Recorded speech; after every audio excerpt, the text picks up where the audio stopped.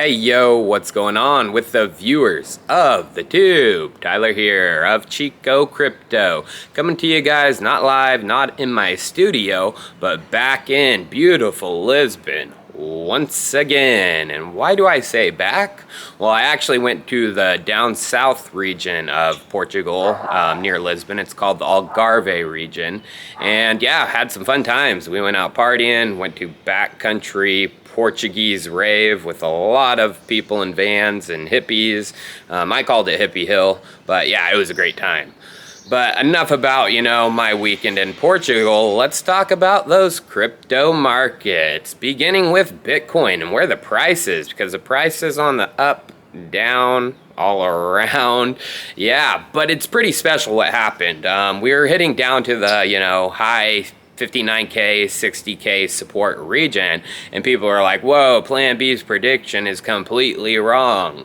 Well, it actually pumped up towards Plan B's, not exactly on 63K, but it got to about 61K by the official close of October.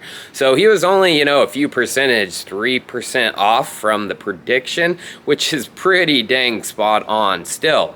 So he's gotten previous months correct, August, September, and now he's got October correct. How can he be wrong for his others? His others are 98K in November and 135K in December. So the question is, are we going to hit those levels? Well, I don't want to ruin tomorrow's video where I actually get into that, a little bit of Bitcoin price prediction, but I personally do think we're going to push up towards that. But in the short to midterm, I do think there could be a kind of nasty dip, because there are some weird things going on. And let's just start with my favorite crypto company and project, Binance. Well, no, not my favorite. That was a complete joke. But Binance is actually halting all withdrawals right now through their exchange. They're saying that this has to do with, a backlog, but it doesn't make sense to me. If you guys didn't know, Binance is kind of in hot water with regulators, especially in the United States. The CFTC and a few other U.S. federal agencies are currently investigating them. So this probably has nothing to do with that, but it possibly could. So we do want to keep an eye on that, and if bad news Binance comes out this week, the Bitcoin price will get hit. I don't think it's going to come this week. I think it's just a normal Binance going down type situation. They will always come back online, but we do have to be aware of that, you guys. The next thing I really want to talk about is what the banks are talking about. And this isn't necessarily bad for cryptocurrency, but it possibly could be in the long term because of regulations. So the FDIC just put out that they want to have, some regulations, some, words drawn on paper for how banks can, hold Bitcoin and other crypto assets. As we know, back in 2020, 2019, the Trump, administration and the OCC started really putting out some regulations and how federal banks could start holding cryptocurrency. And a few of them started. Some crypto banks actually really started holding cryptocurrency. But it's not, a law or anything. And that's why the FDIC, the Federal Reserve, and the OCC, the Office of the Comptroller, just put together an organizational team between all three of these so they can lay that red tape. What the tape is going to come out as is a really big question, but I mean, it's bullish and bearish at the same time. It's bearish if the regulations are shit, and banks are, considered the gatekeepers of cryptocurrency. We don't need banks. We have ledgers. But if it is good regulation and it's, works in conjunction with self-storage and self-holding of crypto assets, then I do believe it's good. I just hope it's, not we're only going to allow the banks to hold cryptocurrency. That's not a good thing. A few other things I want to talk about is Jerome Powell and the Federal Reserve. So there are some, hints, some fears out there right now during this week that Jerome Powell could announce tapering for assets all around. You know, basically we're going to stop the money printers. If that does happen in the short to midterm, that wouldn't be good for cryptocurrency. I mean, all assets in general would start going down.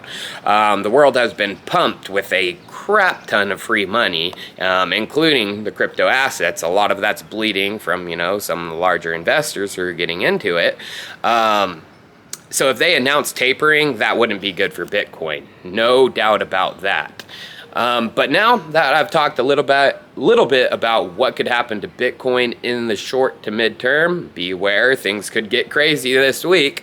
I want to talk about those altcoins, specifically one that I've been a pretty big fan of, and that is ClimaDAO. People are like, what is ClimaDAO? Is this a pump and dump scam? Blah, blah, blah, blah. What the heck, Chico? Well, for one, I didn't tell you guys to buy it. I told everyone to get in the copper launch.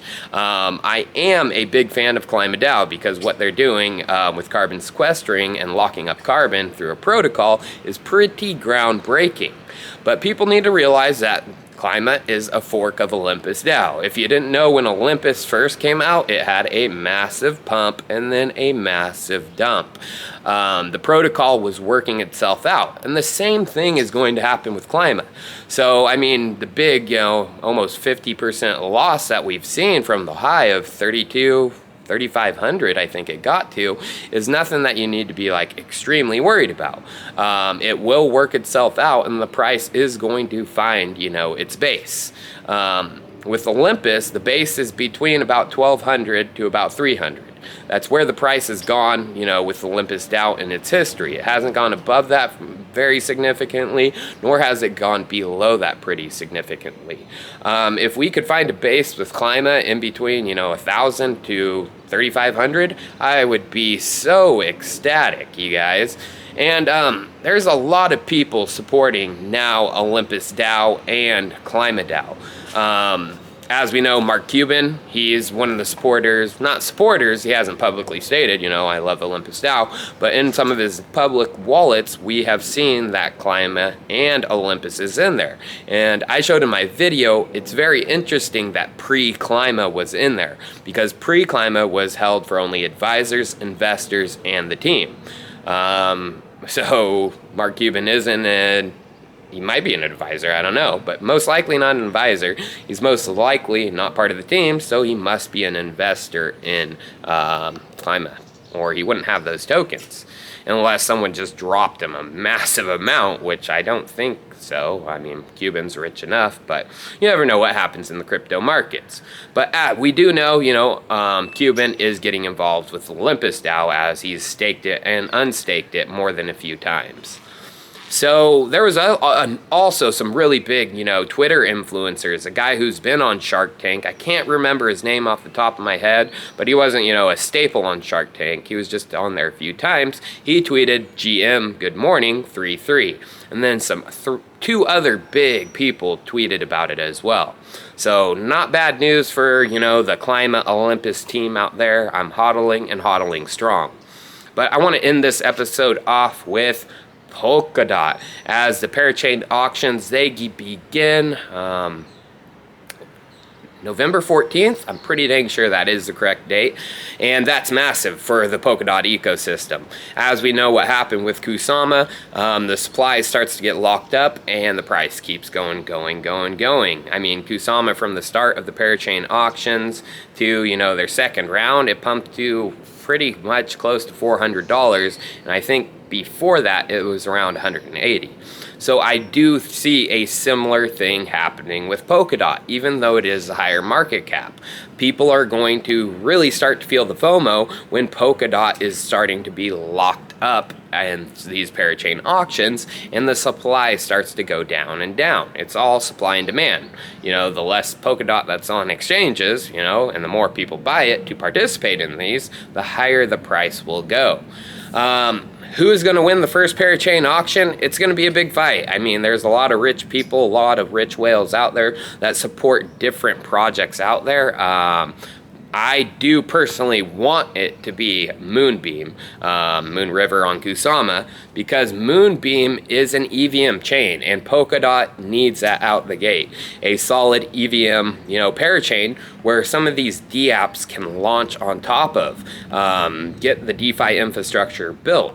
But there is some word out there that Akala is going to be fighting for it just as hard. So what is going to happen? I don't know. I'm hoping Moonbeam, but Akala would be nice as well. Well, you guys, I appreciate you tuning in for this Chico Crypto candid video, and I will see you guys next time tomorrow with a fully produced video. I'll see you guys then. Cheers.